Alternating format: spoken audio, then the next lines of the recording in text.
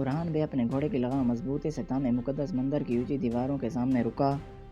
سورج غروب ہونے کو تھا اور مندر کے سامنے جمع شور ویروں کی زرہ بکتر سرخی مائع روشنی میں چمک رہی تھی۔ ہر طرف خاموشی تھی، مگر اس خاموشی کے پیچھے جنگ کا شور صاف محسوس ہو رہا تھا۔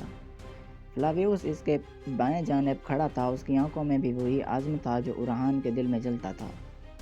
دونوں مختلف سرزمینوں سے تعلق رکھتے تھے، مگر آج وہ ایک ہی مقصد کے لیے ایک ساتھ کھڑے۔ مقدس مندر کے شور ویروں نے اپنی تلواریں بلند کیں، جیسے وہ کسی مقدس حکم کے تابع ہوں۔